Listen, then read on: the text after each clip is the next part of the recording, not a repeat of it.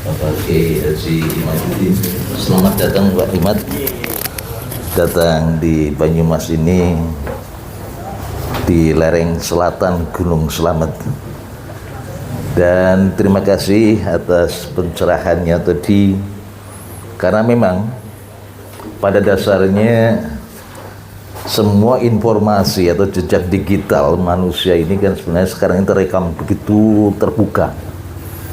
Jadi susah untuk menutupi, karena jejak kita selalu terekam terus. Oleh karena itu maka apa menjadi kajian Bapak Kiai Haji Imaduddin, saya sangat bangga, sangat berterima kasih. Dengan demikian maka otomatis konsekuensinya masyarakat Nusantara ini, terutama di wilayah Banyumas, akan paham betul tentang persoalan yang muncul pada abad sekarang ini. Kalau tadi sampaikan tentang masalah haplogroup tadi dalam kajian biologis, saya yakin itu adalah ilmu pengetahuan yang harus dibantah dengan pengetahuan, bukan dengan emosi dan prasangka, saya kira.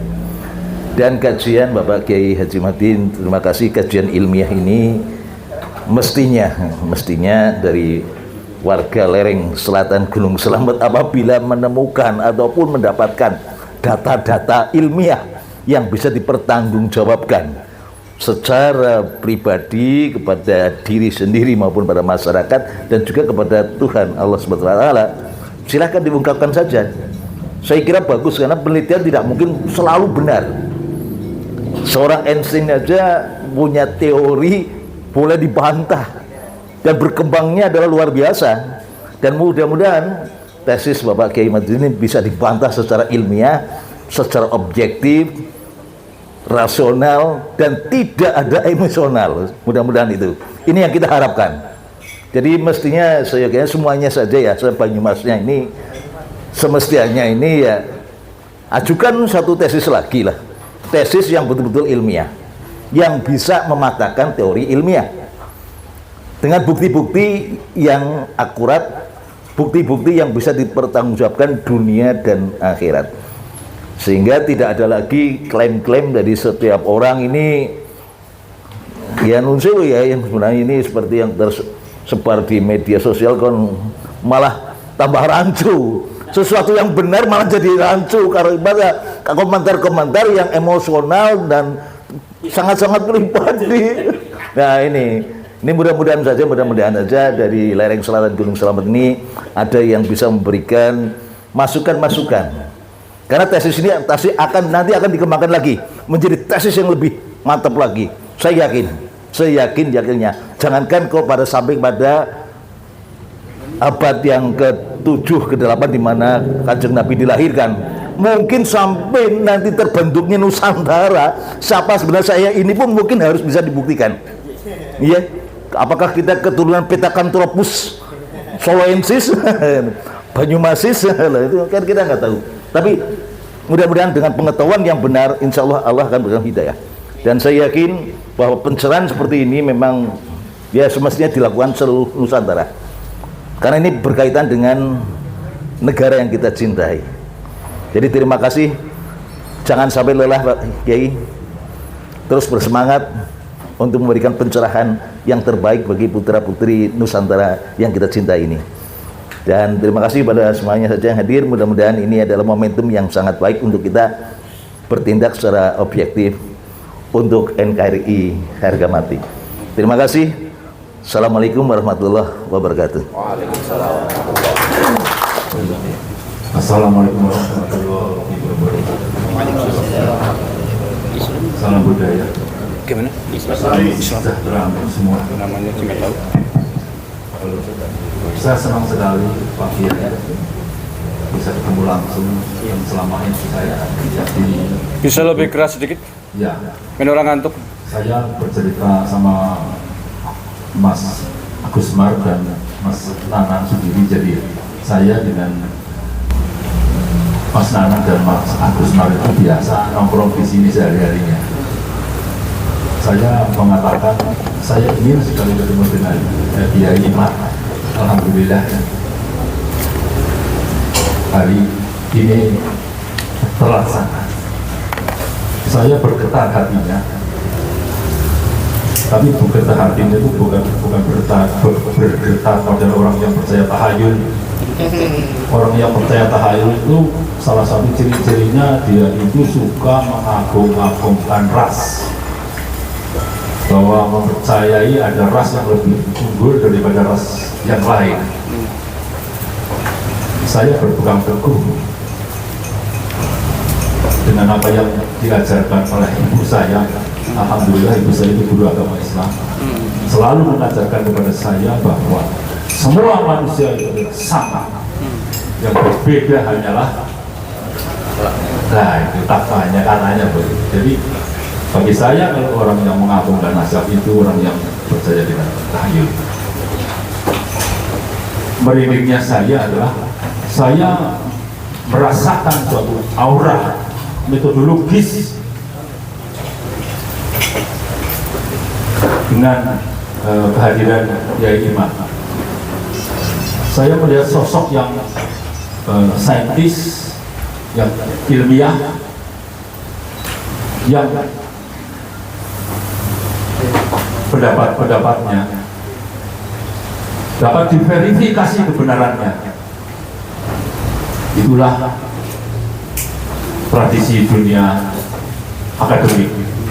Sehingga bagi siapa saja yang tidak setuju ataupun ingin membantah pendapat Kiai Imad, maka harus melalui suatu kajian-kajian ilmiah dengan metodologi yang dapat dipertanggungjawabkan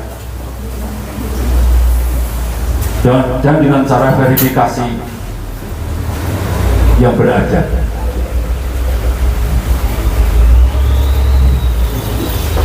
Tadi dikatakan bahwa sebetulnya siapa sih yang kemudian tiba-tiba mengagung-agungkan nasab, padahal kita tahu bersama bahwa Islam itu adalah hakikatnya adalah membangun tamadun atau apa namanya peradaban yang isinya akhlakul karimah dan kasih sayang. Oleh karenanya, yang pertama saya tanyakan adalah sebetulnya apakah dalam tradisi di Timur Tengah maupun di Arab Saudi maupun di Yaman itu, apakah tradisi penyebutan Habib itu merupakan tradisi yang berasal dari sana ataukah memang tiba-tiba muncul di sini? Itu yang pertama. Yang kedua, bagi saya yang setiap harinya itu mentelengi, kalau orang Banyumas ngomongin pakai ya Mas Gus Maria, mentelengi Kiai Imam dan mentelengi KBN misalnya. Jadi saya sampai hafal itu urutan Alawin kenapa jadi Ubed ya, terus bin apa gitu. Nah, saya inginkan dalam forum ini langsung nanti tunjuk poin saja. Salahnya di sini begitu. Salahnya langsung tunjuk poin itu. Kan barangkali teman-teman yang lain sebetulnya itu yang ingin dijawab itu dulu. Poinnya salah kenang ini. Ubed apa Alawi bain Ubed. Nah itu. Nah salahnya di sini itu. Yang kedua, yang ketiga berkaitan dengan saya kemarin mendengarkan, saya kan orang yang pertama kali kalau KBN itu siaran, yang pertama itu langsung saya WA kepada Mas Agus Mar gitu. Kaget ada Agus Mar disomasi ceritanya gitu. Senang kita alhamdulillah. Saya alhamdulillah kalau saya Agus Umar kawus. Aku sih alhamdulillah itu disomasi. Karena kan dia punya kesempatan jadinya. Betul. Ayo saya ini adu ilmiah, kita tuh manusia yang berbudaya, yang beradab, orang yang berilmu, tidak mengedepankan otot. Oleh karenanya itu, berkaitan dengan itu, saya kira melalui forum yang terhormat ini itu bisa kita usulkan lah kepada Kementerian Agama, ada semacam ya apalah namanya regulasi gitu ya. Regulasi yang berkaitan dengan masalah nasab-nasab itu. Maaf nyun sewu, saya kebetulan bidang saya adalah hukum administrasi negara. Jadi dalam salah satu kajian hukum administrasi negara itu ruang lingkupnya itu tidak terbatas, sangat amat luas. Yaitu apa? Meliputi seluruh kehidupan individu, termasuk di dalamnya adalah masalah nasab-menasab. Saya kira itu bisa diangkat menjadi salah satu bagian daripada hukum administrasi negara. Keren. Yang berikutnya yang jauh nanti pulangnya mungkin agak terlambat jadi ya, atau pekalongannya kali ini pertanyaannya banyak banget sih. Tidak apa-apa. Mungkin barangkali semoga ini apa yang saya tanyakan itu mewakili merepresentasikan dari teman-teman. Yang berikutnya adalah mengenai masalah tadi belum diceritakan yang jauh Pak Kiai tentang. Nah ini nanti jawabnya tuh 2 poin saja ya, karena nanti kalau jawab terlalu panjang ya waktunya nggak cukup ya. Tentang sejarah kedatangan imigran yang dari negara Yaman. Tapi secara pokoknya saja. Saya kira demikian. Saya terima kasih sekali dan saya memberikan apresiasi yang setinggi-tingginya kepada Kiai Ahmad beserta seluruh rekan-rekan. Terus jaga akal sehat, terus jaga tradisi ilmiah di dalam membahas sesuatu. Terima kasih. Wassalamualaikum warahmatullahi wabarakatuh. Waalaikumsalam warahmatullahi wabarakatuh. Kun, namanya Kun.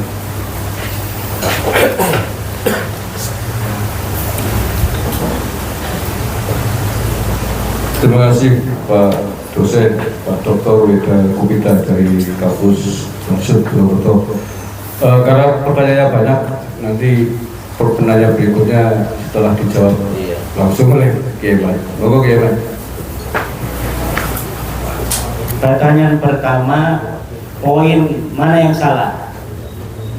Ada 6 nama keluarga mereka yang tidak terkonfirmasi buku-buku sejarah.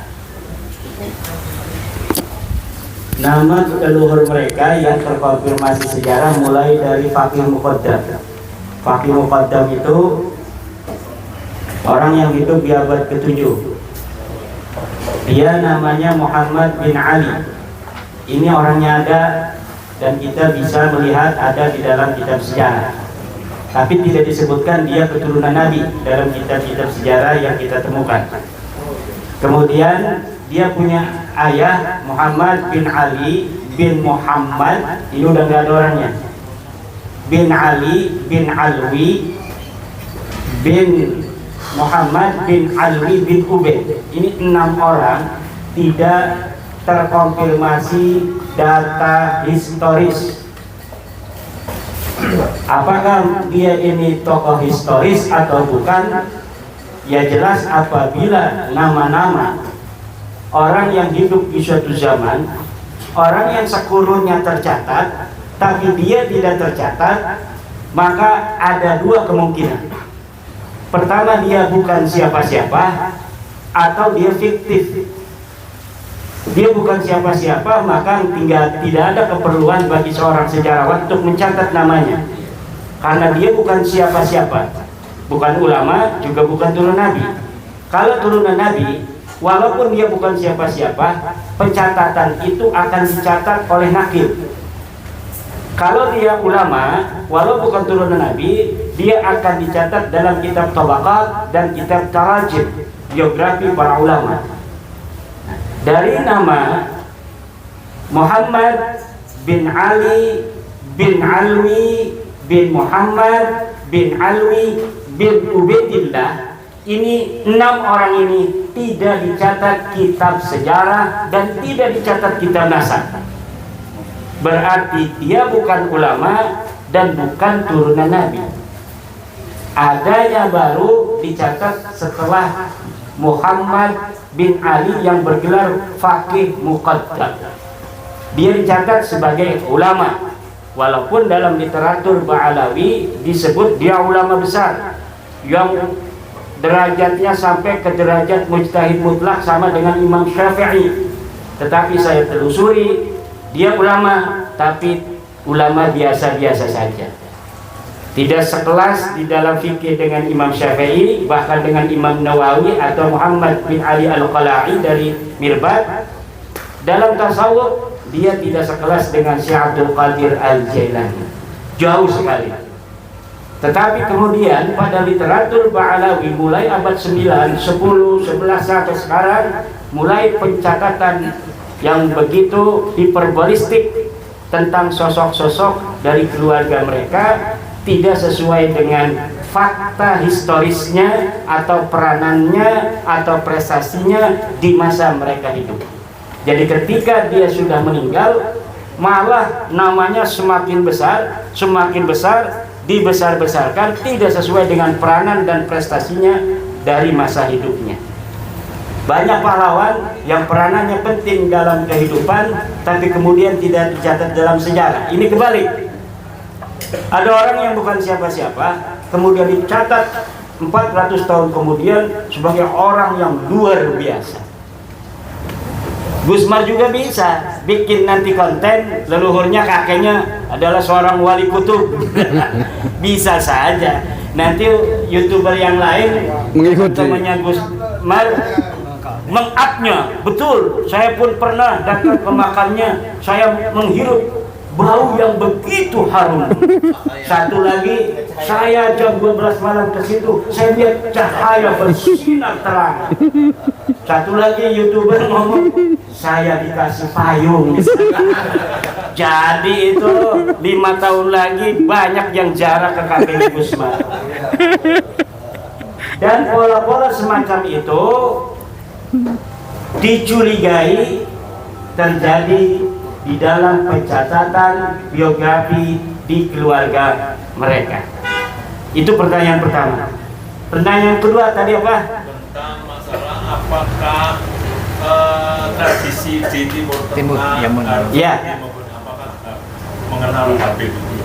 Asal-usul sebutan Keturunan Nabi di dunia Islam ada tradisi. Jadi bukan ajaran agama, tapi tradisi. Orang-orang ulama-ulama memanggil turunan Nabi dengan sebutan Sayyid dan Syarif. Bukan Habib. Tidak ada dalam tradisi Islam keturunan Nabi disebut Habib. Nah, maka kita memanggil Habib itu tidak bermakna keturunan Nabi. Kalau bermakna keturunan Nabi harus dipanggilnya Sayyid atau Syarif. Jadi walaupun saya sudah yakin bahwa Habaib itu keturunan Nabi, saya masih manggil Habib Rizik, Habib Rizik, Habib Walid, Habib Hanif. Kenapa? Maknanya bukan turunan Nabi. Kalau manggil Sayyid Rizik atau Sayyid Bahar nggak boleh. Bagi orang yang sudah yakin seperti saya, menurut pustaka maupun tes DNA, itu tidak boleh. Karena apa? Panggilan kita menisbatkan seseorang sebagai turun Nabi itu masuk dalam al-masail ad-diniyah, permasalahan-permasalahan yang sudah masuk dalam kategori permasalahan agama. Jadi ada dosa di situ, ada pengingkaran terhadap hak-haknya Nabi Muhammad kalau kita memasukkan nama seorang yang bukan turunan Nabi sebagai keturunan Nabi. Maka kalau manggil Habib boleh, tapi manggil Sayyid Syarif tidak boleh. Yang ketiga, tentang kapan mereka datang. Mereka datang secara masif, gelombang besar pada tahun 1820-an. Tetapi sebelumnya ada beberapa keluarga juga yang sudah datang, 2 orang, 3 orang, itu mulai abad ke-18, 1750 di Banten itu sudah ada peristiwa pengkhianatan seorang yang mengaku turunan Nabi kerjasama dengan Belanda. Kemudian seorang perempuan cantik dari golongan mereka ini dihadiahkan pada sultan, dijadikan selir, kemudian meracuni sultan, kemudian mereka mengkudeta Sultan Banten bernama Sultan Zainul Arifin pada 1750 yang mengakibatkan terjadinya pertempuran besar di Banten karena para keluarga Banten yang juga di luar keraton kemudian mengadakan pemberontakan, memobilisasi rakyat untuk melawan Belanda dan penguasa Kesultanan Banten pada saat itu dipimpin oleh Tubagus Buang dan Kiai Tapa.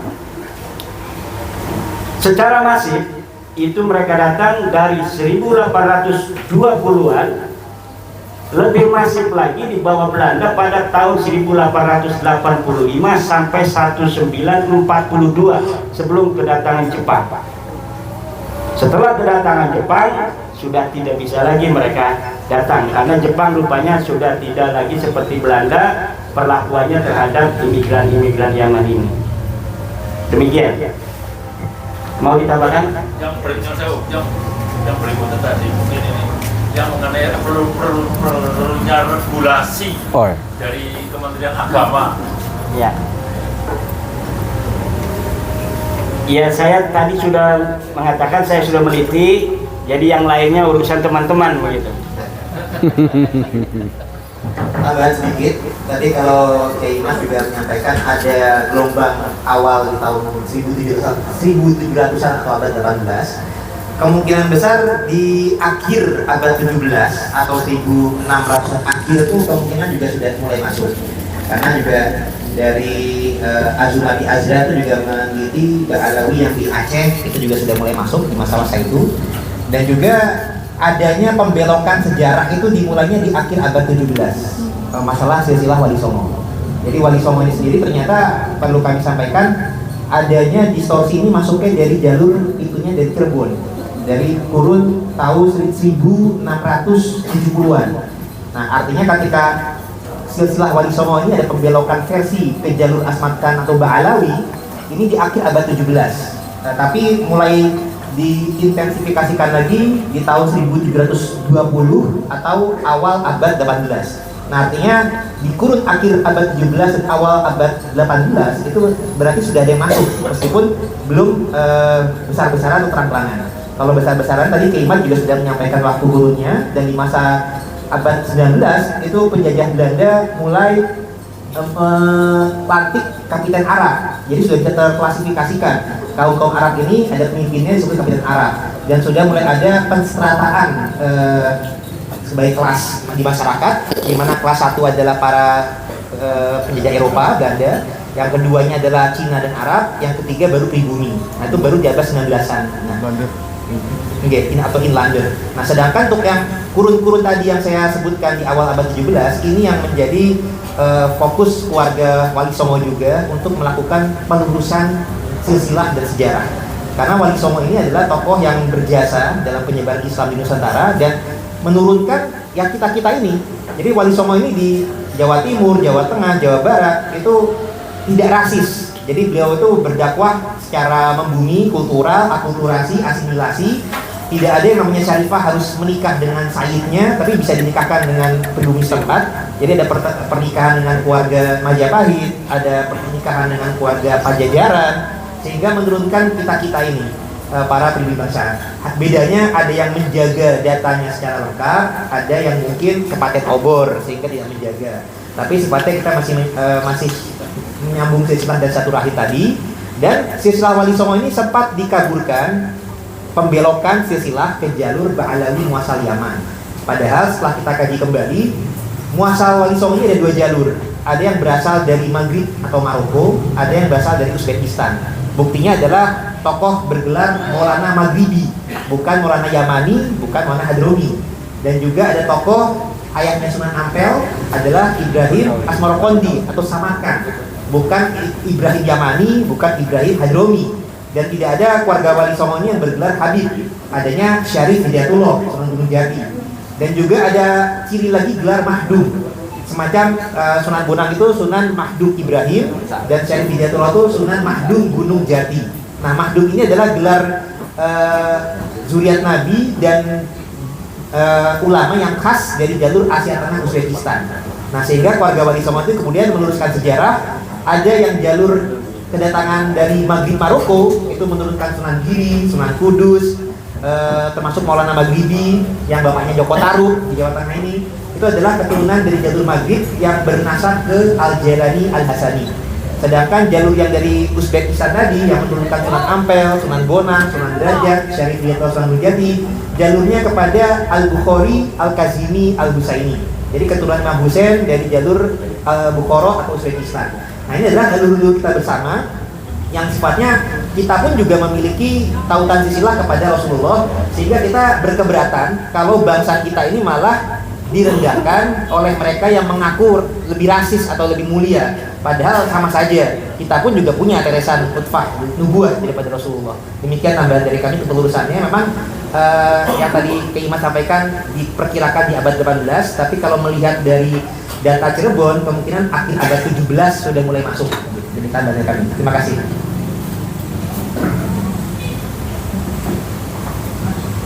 Oke, sudah puas Pak Pedet? Sedikit, 1 menit. Oke. Tadi disampaikan bahwa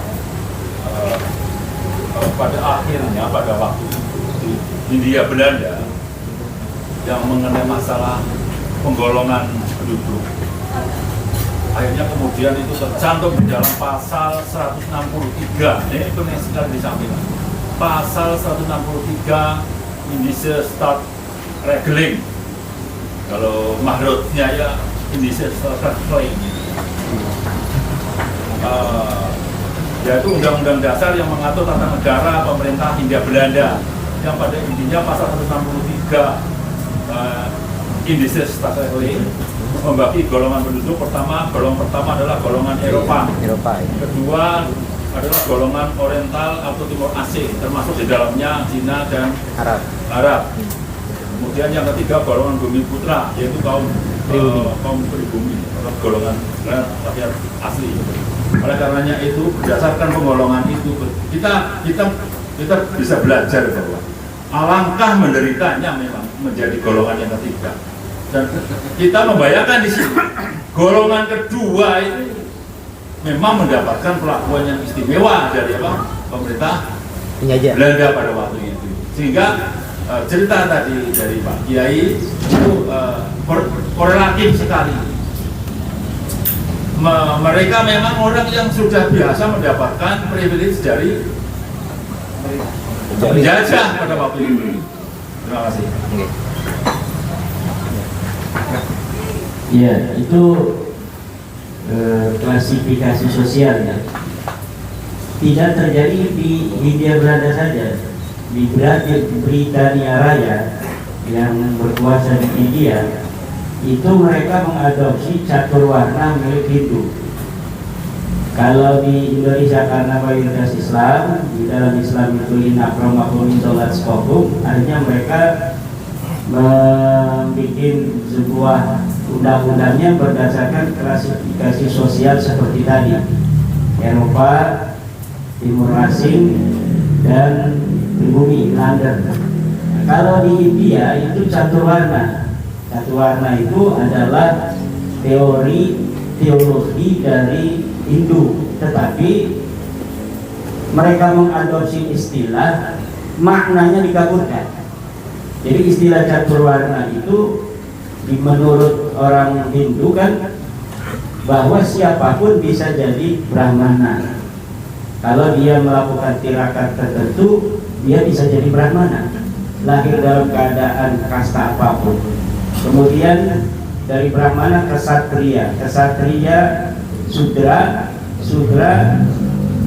Waisya, Sudra, 4 catur warna. Itu siapa saja yang lahir dari warna apapun, kalau dia dapat melakukan prestasi yang gemilang, dia bisa jadi Brahmana, dia bisa jadi Ksatria, dia bisa jadi Waisya, dia bisa jadi Sudra kalau mereka tidak begitu fight di dalam menjalani kehidupan. Tetapi orang-orang Inggris ini kemudian menjadikan itu menjadi kasta. Jadi kasta itu bukan dari itu, tapi dari Britania Raya, dari Inggris. Orang yang lahir dalam keadaan Brahmana, selamanya anak cucunya jadi Brahmana. Orang yang lahir dari Ksatria, selamanya anak cucunya Ksatria. Orang yang lahir daripada Waisya, maka selamanya anak cucunya jadi Waisya. Begitu pula yang Sudra.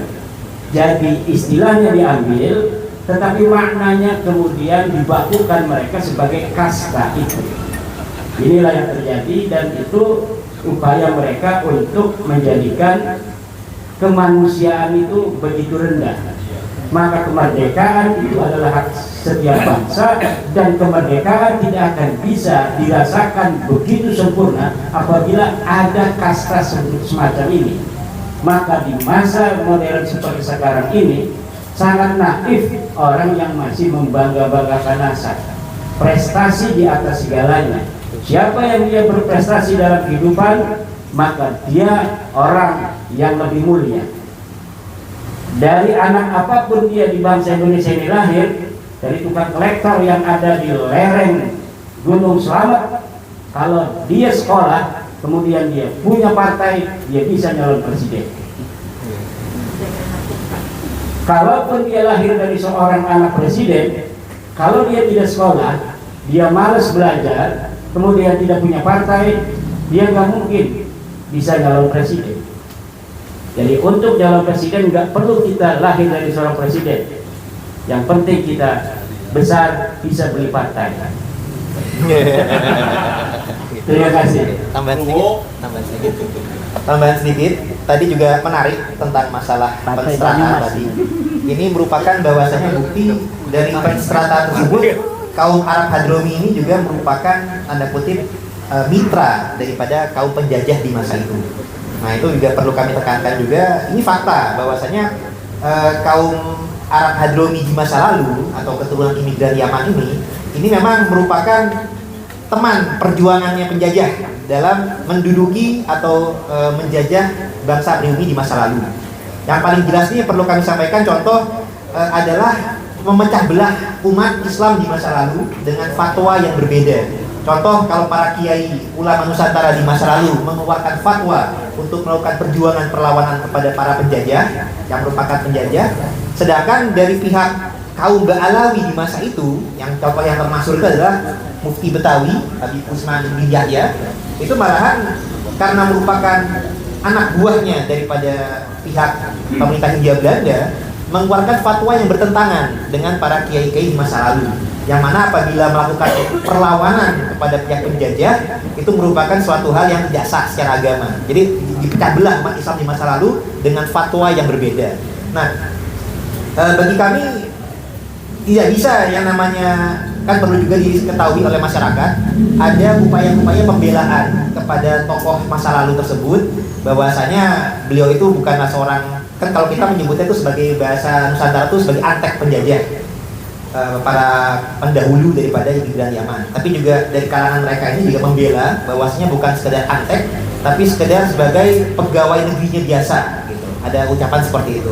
Dan juga ada pernyataan yang berlebihan bahwasanya pemerintah Hindia Belanda di masa lalu adalah pemerintahan yang sah. Nah, itu yang kami keberatan akan hal tersebut.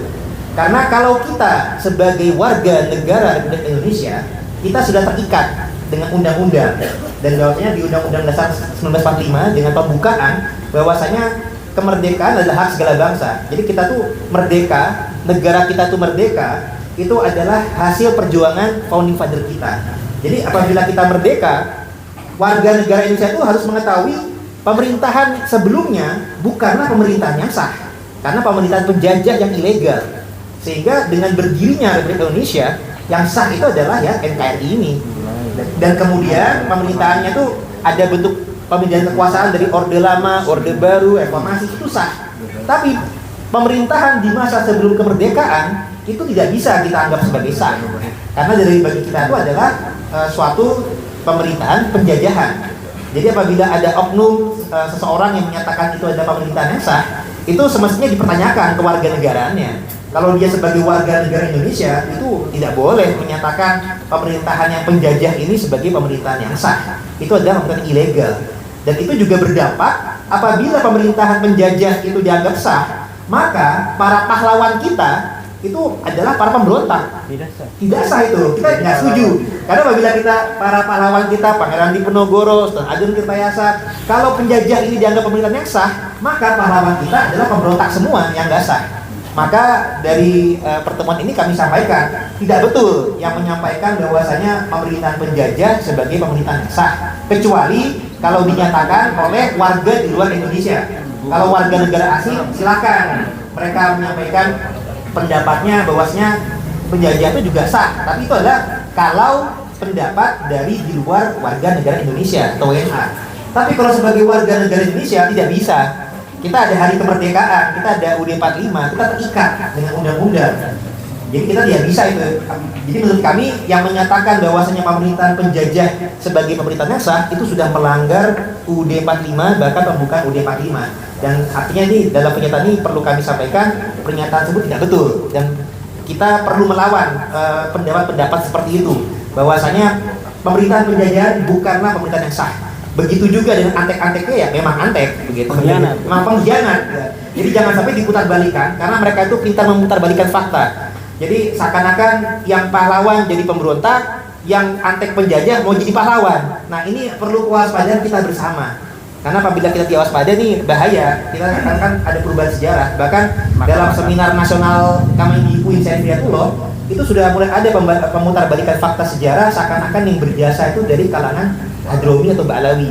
Dan itu oleh Profesor Anhar Gonggong pun juga sudah dijelaskan tidak betul masalah itu. Jadi ada misalkan penggagas hari jadi kemerdekaan itu mestinya kan Kiai Hasyim Asy'ari, itu dirubah dari kalangan Habib dan lain sebagainya lah. Intinya sudah pernah kami jelaskan diputar di YouTube. Intinya menjadi kewaspadaan kita bersama adanya upaya-upaya pembelokan sejarah dan silsilah. Jadi makam juga ada. Jadi makam palsu. Jadi ada oknum tertentu yang membelokkan, ya Kiai Imam kan juga pernah dalam ceramahnya menyampaikan tuh mana prestasi atau jasa leluhur kalian yang berjuang, karena dalam ucapan Kiai Imam tuh tidak ada yang Ba'alawi ini yang berjasa. Nah mereka kemudian berupaya seakan-akan punya jasa. Caranya bagaimana? Dengan mencangkok silsilah leluhur mereka, dialiaskan kepada tokoh-tokoh pahlawan. Nah itu yang upaya-upaya mereka yang harus kita waspadai. Contoh, Pangeran Diponegoro itu sudah jelas sebagai anak daripada Sultan Hamengkubuwono III. Itu ternyata juga sudah ada pembelokan ke Hamengkubuwono itu dari cucu, dari HB1, bukan kepada HB3, tapi dibelokkan menjadi Habib Hamid bin Yahya. Jadi ada pembelokan ke arah Ba'alawi.